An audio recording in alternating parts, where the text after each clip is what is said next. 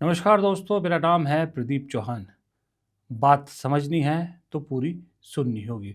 और आज बात सुबह संडे के सुबह में कांग्रेस के एक ऐसे किले को फतेह करने की कोशिश की जो लगता तो कांग्रेस का है, लेकिन जब उस किले के फाटक खुलते हैं तो वो कई जगह पर बटा होता है, उसके अंदर कई हिस्सेदार होते हैं और वो है किसान। और किसान के साथ साथ पहलवान कहिए या आप या खिलाड़ी कहिए, वो भी एक ऐसा वर्ग है जिसके मुद्दे तो राहुल गांधी उठाते, किसान उठाती है, मुद्दों पर समर्थन भी मिलता है, लेकिन जब वोट की बात आती है तब उनका धर्म या रीजनल पार्टी या रीजनलिज्म हावी हो जाता है। क्यों? इन्हीं दोनों चीज़ों को लेकर कांग्रेस आजकल पुरजोर कोशिश कर रही है कि इन दो फ्रंट को किसी तरह से जीता जाए। आपने एक चीज़ नोटिस की, पिछले कुछ दिनों में कांग्रेस के हर स्टेट यूनिट के साथ बैठक हो रही दिल्ली में, जिसमें मल्लिकार्जुन खड़गे, राहुल गांधी और केसी वेणुगोपाल बैठते हैं पार्टी नेताओं और प्रभारियों के साथ। और हर पार्टी का, हर प्रदेश का नेता बाहर आके सारी बात करता है और एक बात करना वो नहीं भूलता। वो ये है कि जो इंडो यूएस डील हुई है, भारत के अमेरिका के साथ जो डील हुई है, उसमें किसानों के लिए कितना बड़ा नुकसान है, किसान पर कितना खतरा मंडरा रहा है, ये सब में कॉमन है। और राहुल गांधी भी पिछले 10 दिन से लगातार कॉटन किसान या किसान, दूसरे किसान, अनाज, अलग अलग जो फसल उगाते हैं उनकी बात कर रहे हैं। आप याद कीजिए, जब बजट पर राहुल गांधी ने बात कही थी, अपना वक्तव्य रखा था, तब उन्होंने एप्स्टेन फाइल और हरदीप पुरी का जिक्र छेड़कर सारा डाइवर्ट मामला उधर कर दिया था, जो बाद में एक्सपंज भी हो गया। लेकिन जो असल मुद्दे उससे पहले कह चुके थे, वो डील को लेकर, खास करके किसानों को लेकर, कपास के किसानों को लेकर, उस पर बीजेपी का ध्यान भी नहीं गया। राहुल गांधी जानते थे कि इसी पे फोकस रहेगा, इसलिए उन्होंने उस दिन वो चलने दिया, एक्सपंज हो गया, बीजेपी उस पर पीटती रही और अगले दिन से राहुल गांधी ने किसानों का मुद्दा उठाना शुरू कर दिया। वीडियोस में, अपने ट्वीट पे, एक्स पे, जिस पे भी सोशल मीडिया प्लेटफॉर्म में, हर जगह राहुल गांधी किसानों की बात कर रहे हैं। नमस्कार। हिंदुस्तान का टेक्सटाइल सेक्टर 5 करोड़ परिवारों को रोजगार देता है। नरेंद्र मोदी जी की जो यूएस डील है वो हिंदुस्तान के टेक्सटाइल सेक्टर को खत्म कर देगा, नष्ट कर देगा।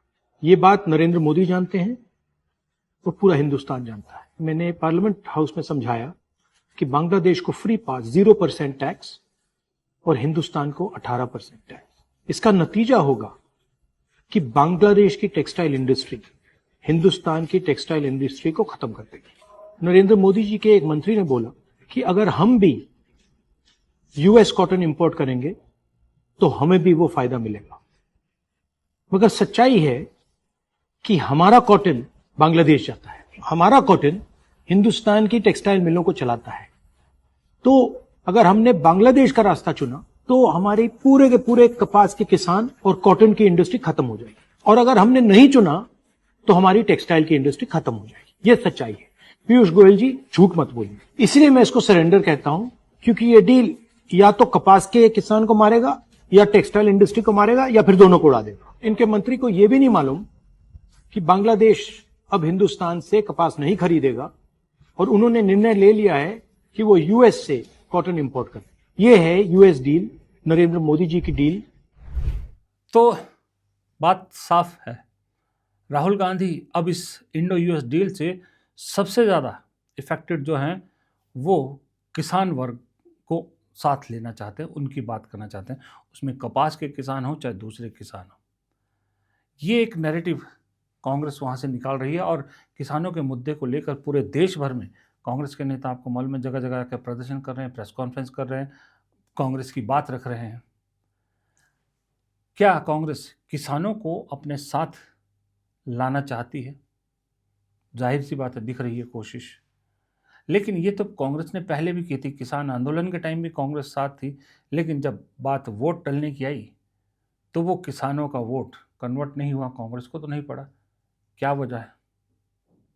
यही बात कांग्रेस इस वक्त उसी मुद्दे को लेकर काम कर रही है। इस बार कांग्रेस चाह रही है कि इस बार किसानों का जो मुद्दा है वो किसानों से पहले कांग्रेस ने उठाया, किसानों से बात करी, किसान संगठनों से राहुल गांधी मिले हैं।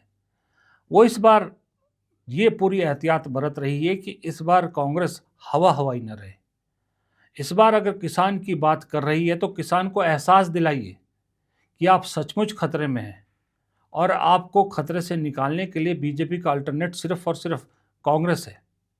आपको उसको पक्का करना पड़ेगा, क्योंकि जानते हैं, कांग्रेस जानती है कि जो व्यापारी वर्ग है, खास करके जो छोटे दुकानदार होते हैं जिसको बनिया बोलते हैं, वो बीजेपी का पक्का पुराना वोटर है। उसको तोड़ पाना इतना आसान नहीं है। किसान जो है कांग्रेस के साथ रहा था लेकिन बीच में बिदक गया। किसान आज की डेट में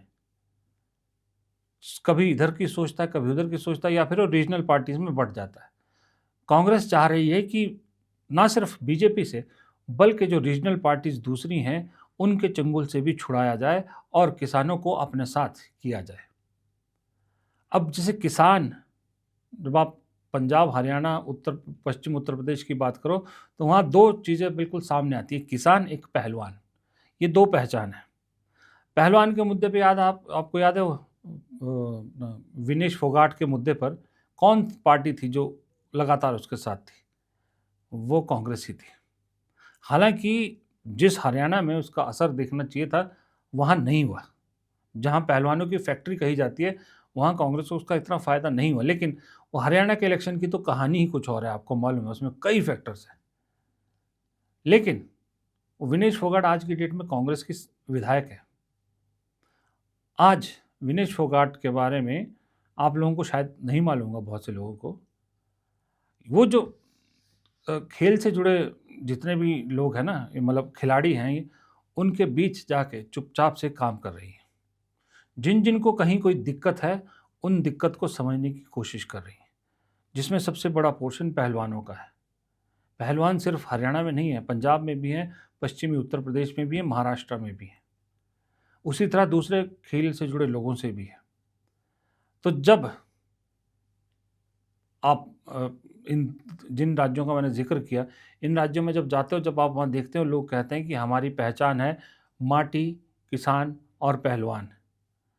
तो इन तीनों को आप जब कनेक्ट करोगे अपने साथ, उसी उम्मीद में कोशिश कर रही है कांग्रेस कि फिर शायद ये वोट में भी कांग्रेस के साथ जुड़ जाए। न सिर्फ मोराली जुड़े, वक्त अपनी ज़रूरत के हिसाब से ना जुड़े, बल्कि कांग्रेस का एक सही सपोर्ट सिस्टम बन के जुड़े।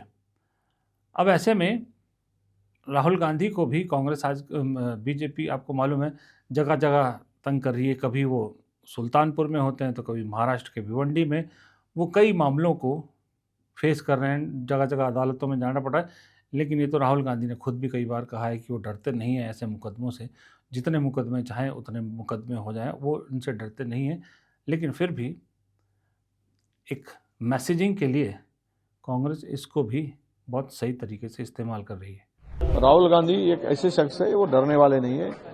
वो उनको सबको पता है, ये कितने भी कोशिश करे, कितने भी केसेस डाले, पर वो सच्चाई और जनता की लड़ाई लड़ते हैं।